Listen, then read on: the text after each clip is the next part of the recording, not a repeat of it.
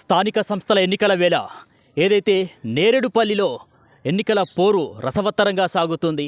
ఒకవైపు కాంగ్రెస్ పార్టీ బలపరిచినటువంటి అభ్యర్థి, మరోవైపు బీఆర్ఎస్ పార్టీ బలపరిచినటువంటి అభ్యర్థి ఉండడం, అదేవిధంగా స్వతంత్ర అభ్యర్థిగా తాను గ్రామ అభివృద్ధి సేవే లక్ష్యంగా మరి దూసుకెళ్తున్నానని చెప్పేసి బరిలో నిలిచానని చెప్తున్నటువంటి సుష్మా, ఏదైతే కొయ్యడ సుష్మా సురేందర్ కూడా స్వతంత్ర అభ్యర్థిగా బ్యాట్ గుర్తుపైన పోటీ చేస్తున్నారు. దీంతో నేరేడుపల్లిలో కూడా ఒక్కసారిగా పల్లెపోరు రసవత్తరంగా మారుతున్నటువంటి పరిస్థితి.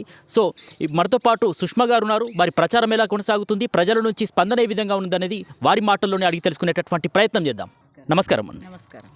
సో మొత్తానికి ప్రచారం ఎట్లా కొనసాగుతుంది, ప్రజల నుంచి స్పందన ఏ విధంగా ఉంది మీరు ప్రజల్లోకి వెళ్ళినప్పుడు?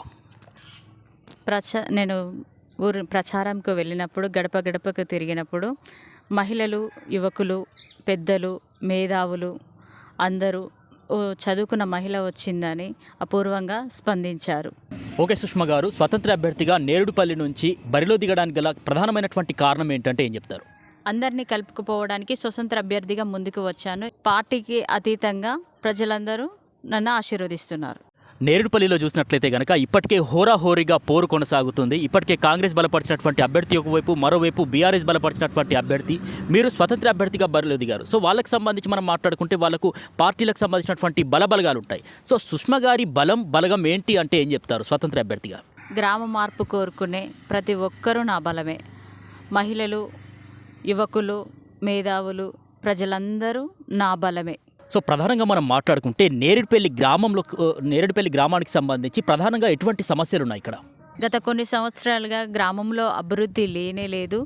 పాలకులు అభివృద్ధిని మరిచారు, యువతను పట్టించుకోలేదు, మహిళలకు అభివృద్ధి లేనే లేదు. కాబట్టి ఇలా చెప్పుకుంటూ పోతే కొన్ని సమస్యలు ఎన్నో ఉన్నాయి.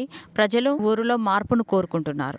ఇప్పటికే అంటే నేరేడుపల్లిలో ఉన్నటువంటి సమస్యల గురించి మీరు చెప్పారు. ఒకవేళ సుష్మా గారిని నేరేడుపల్లి గ్రామ ప్రజలు ఆశీర్వదించి గెలిపిస్తే, మీరు సర్పంచ్గా గెలిచిన తర్వాత అసలు ఏం చేస్తారు గ్రామానికి? అసలు మీ మేనిఫెస్టో ఏంటంటే ఏం చెప్తారు?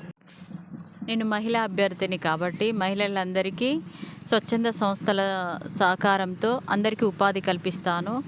యువతీ యువకులకు జాబ్ మేళా నిర్వహిస్తాను. యువకులకు జిమ్ సౌకర్యం కల్పిస్తాను. ప్రభుత్వ పథకాలు దళారులు లేకుండా నిజాయితీగా అమలు పరుస్తాను. వాటిలో సీసీ రోడ్ల నిర్మాణం, వీధి లైట్ల ఏర్పాటు, సీసీ కెమెరాలు పర్యవేక్షణలో ఉండేలా చూస్తాను. నేరేడుపల్లి గ్రామ ప్రజలారా, బ్యాట్ గుర్తుకే ఓటు వేయండి, మార్పును తీసుకొద్దాం.